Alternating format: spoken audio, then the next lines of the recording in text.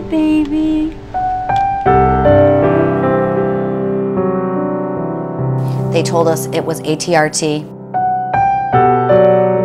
She really stressed that it's not treatable, it's not curable. All they can really do is try to prolong and hope that maybe something works. He had 2 brain surgeries. One, his counts were so low they didn't think he'd make it out of surgery. But it was, if we didn't do that, we were gonna lose him right then and there. He had a port put in, eventually it broke, we had to have a new one put in. It just seemed like there were surgeries when children wouldn't usually be having surgery. He was brave when he got all that stuff. He was brave. He did everything. He continued to smile. And Dr. Porter kept saying, Will let you know when he's had enough. I'm so thankful for all that extra time we got. The first smile, first Christmas, dressing him up for Halloween, all those moments that we never thought we'd get.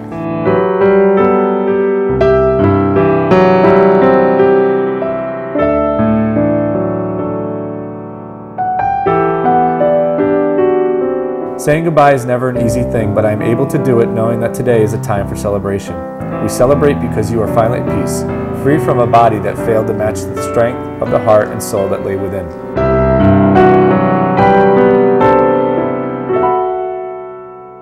All of the things that everybody there did for us, they're not billable, they weren't medical, they all swooped in. I said it again, I said, I'm scared I'm gonna fall asleep. And I wanna be awake when he takes his last breath. And he promised he'd be there. And I would like kind of wake up and he would be sitting at the end of our bed in a chair. Yeah. But at one point I woke up, and as he's walking out of the room, Ben was to my right and Will and Tammy were over here. As he's walking out of the room, he stops and he grabs a blanket and he covers Ben up as he's walking out. And I'm just like, this is our doctor who's a dad first. And I think of all those other patients that were, her pager's going off and she's taking care of that, yet acting like there's nowhere else she needs to be and just truly focusing on our entire family.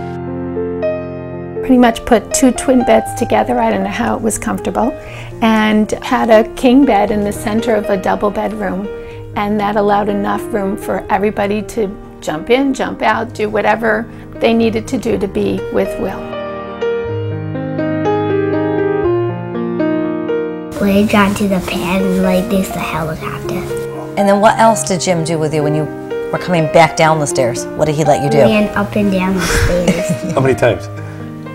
10. You exhausted? I think Jim was. That's why Max fell asleep on him later that day. Every family should get that. You know, you need that support, and the hospital needs that support because they want to do this for the families.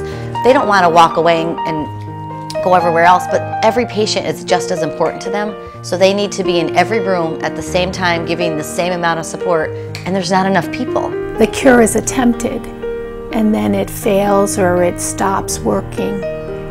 And that's when palliative care comes into play.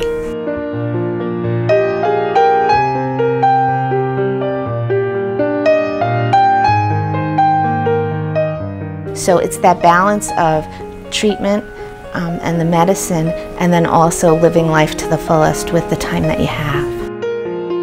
From the moment of diagnosis, when we said yes, we'll take any time we can get, that's when palliative care really started for us. It's critical to treat the family as a whole, to find out what they need, and for siblings especially. It took its toll. I mean, he just didn't know whether we were coming or going, who was going to be there for him, when he would see us again. I can't even fathom what that must be like for a 5-year-old. The needs don't go away when a child dies, and again, they go up exponentially.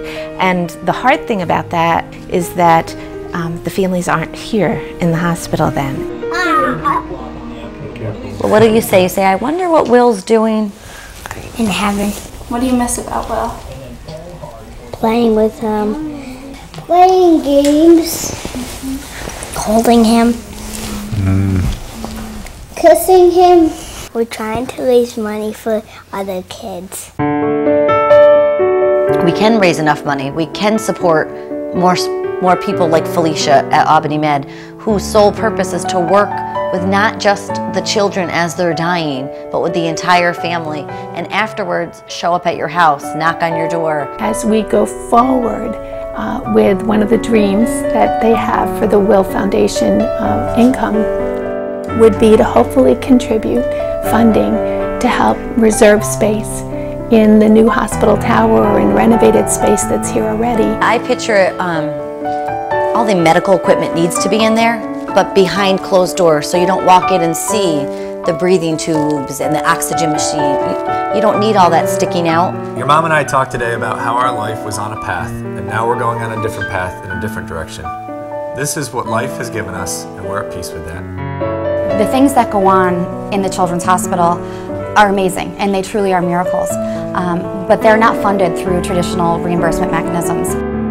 He was put here for bigger purpose.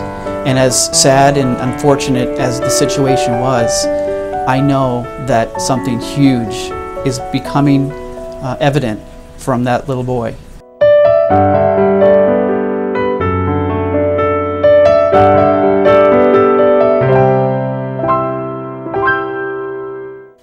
I promise, Buddy, to not allow cancer to damage our whole family. I won't let what you are going through be in vain. You left the world a better place than you found it.